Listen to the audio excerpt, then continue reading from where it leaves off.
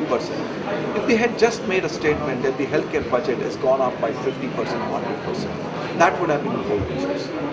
Now that has not happened. Now, having done all these positive on this side, and the other one which I really liked it was for the first time the government is focusing on the Millennium Goals. Now they are focusing on Millennium Goals not because you and I like it, because there is a global passion happening. That government has not committed to the Millennium Goals. The malnourished children are still 40%, even in spite of last 5-6 years of efforts.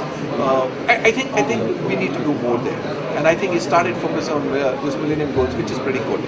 He's also focusing on the codes to uniform or harmonize the codes across excise duty, custom duty, VAT, and GST, which is I think is very good.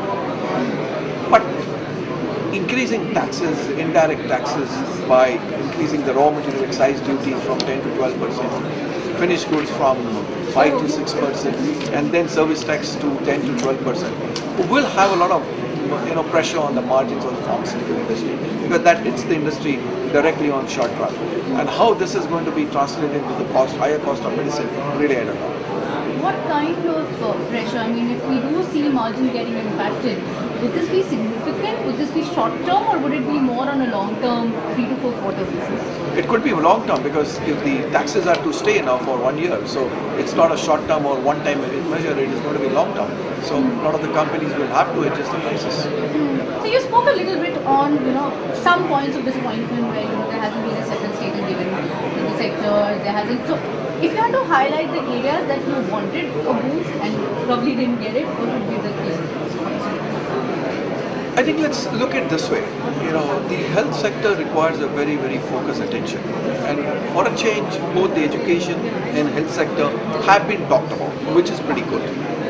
Now, what it requires some bold measures, and the bold measures is clearly higher investment in healthcare. The private sector still contributes more than about 75% spent on the healthcare. The government is not a big player. They need to announce a big public-private partnership in healthcare, which have boosted some type of investment in healthcare. Perhaps they could have given a more impetus to research and development, and saying that this is how we are going to encourage research and development, encouraging contract manufacturing. They could have done more on insurance sector in healthcare. Just giving 5,000 rupees as an exemption for doing a check is not good. All they could have said is, look, insurance money you pay for insurance, for healthcare insurance, for hospitalization, for medicines, would be 100% tax-free.